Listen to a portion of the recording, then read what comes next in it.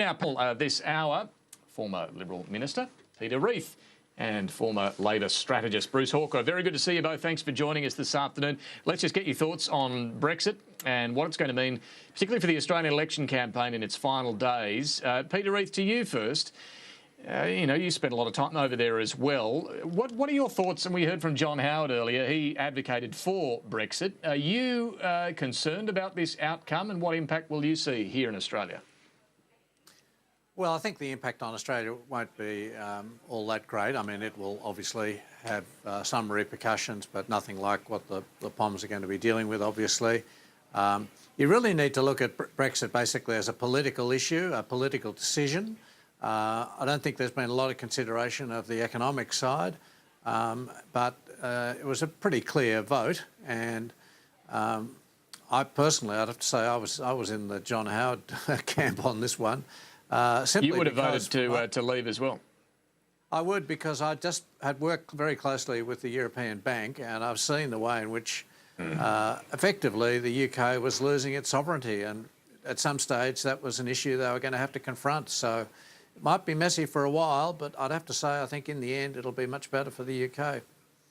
Well, yeah, indeed, you were our representative, Australia's representative there at the European Bank. The concern for the London financial hub is that they are going to lose some of the staff, the workers, the influence, the impact that they have. Do you fear that sort of impact in London itself?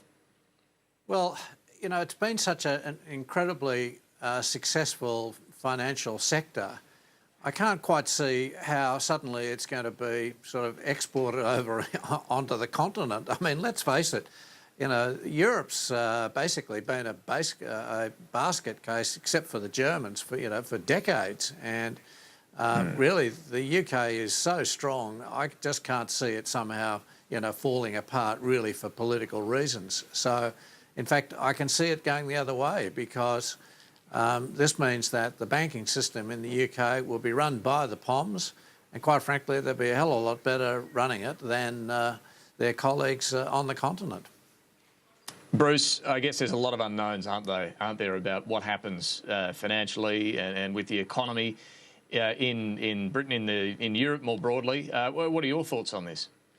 I think it's not so much the worry about England or Britain leaving the EU that's concerning me or others. It's what would happen to the EU generally if they decided that it was no longer a viable option with countries leaving it. And that's unlikely, but still it's a concern. You remember a couple of years ago when Greece was looking to leave the common market, there was a real problem then about debt and how that was going to be managed. Well, it's not so much the reasonably well-off countries like Britain and Germany that you have to worry about. It's these poorer ones that are really going to struggle and are then going to leave a whole trail of problems with debt when in the unlikely event that they leave. So I think that's more a problem. It's not so much Britain leaving. It hasn't seemed to have had a major effect on Australia. The ASX is slightly up today. The Australian dollar hasn't collapsed against the US dollar. It's still pretty competitive. Probably a lot of people want to see it go down a bit, frankly. So maybe. All in all, I don't think it's had a dramatic impact. What about politically, Bruce? What about politically? Because it does, any uncertainty in the global economy sharpens the focus on the need for stability here, but also the need for getting our budget under some control. The timing couldn't be worse for Labor, could it, having now confirmed they'll actually have a worse budget bottom line over the next 4 years? Well, I suspect that they're probably related, but not desperately closely related. I mean, I think if the fallout looked a lot worse for Australia, then you could make that case. I think in the case of the budget, though, and the predictions that Labor's making, they will have a $10 billion low or worse position for the next 4 years, but then it will substantially 16 billion. It will substantially grow then over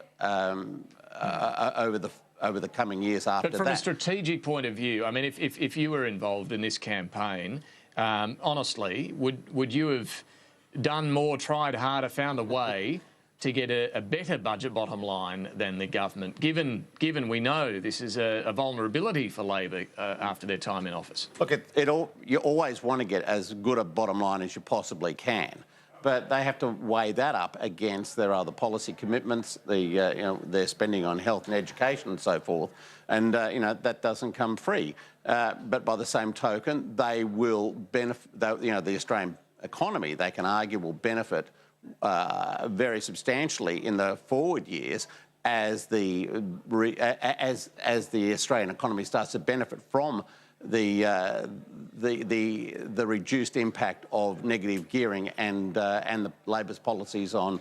And so that I think is where Labor has to take the argument. I don't think it's a great time for the Brexit issue to have arisen for Labor. Absolutely not.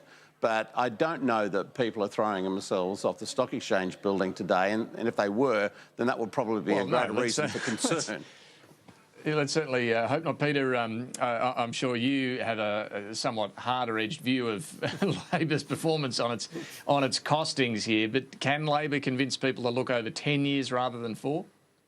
No, of course not. And I mean, honestly, I was just gobsmacked, to hear. I mean, I'd heard it once already, the story about, they were going to spend more, tax more, and the deficit would be higher. And then you turn up on Sunday, and now it's blown out to 101 billion over the forwards. 16 billion worse than the coalition. I mean, honestly, this is just a disaster. I honestly can't understand how they got themselves into such a mess.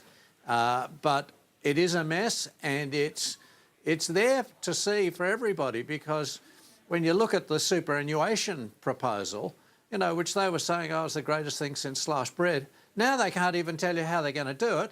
And furthermore, they say, don't worry, we'll just take the same amount of money that the government had got. I mean, for heaven's sakes, this is the crowd who's supposed to be, great on policy and well ahead of the game, etc., etc. They can't even tell you what they're going to do. And, I mean, why would anybody believe that is a fair dinkum, policy that they will actually be able to implement? They have got no idea. It's a fair point, isn't it? I mean, they've railed against the retrospective, as they call it, and many would agree. That's a debating point. They've railed against that element of the government's package. Well, now they're going to the election saying, we might keep it, we still have concerns about it, but we'll find a way to save the same amount of money. By the way, if they don't do that and still want to save the same amount of money, one option would be reducing the annual cap on super contributions from $25,000 down to $18,000. Maybe that's where they'd look to do it, but we don't know. We don't know. We don't know. It might be just as retrospective as the government. I mean, who knows? Well, they certainly don't. Sure. Well, I can tell you this. Should that be cleaned up? Just on the issue of negative gearing, though, I mean, you can't just keep allowing those sort of tax benefits to accrue to a small group in the community. Over the next few years, Labor will actually start, if they're elected, to show, to get money back, and a substantial amount of money, like $8 billion. So that's negative gearing. But on super, Bruce, I mean, we really don't know. Well, I think both parties are going into this election campaign with the electorate pretty confused about what's going to happen on superannuation, and that certainly goes for the government as well. And those that do think that they know what's happening are probably pretty unhappy with the government's one, because they're people who normally support the government, and they feel that they're going to be knocked around. Hence some real concerns about where the government would take superannuation benefits for Australian people. Just because we're out of time, I just want to get a quick call from both of you. We're 4 days out now from the election. I'm just keen to get your sense of what sort of result you're expecting. Peter Reith?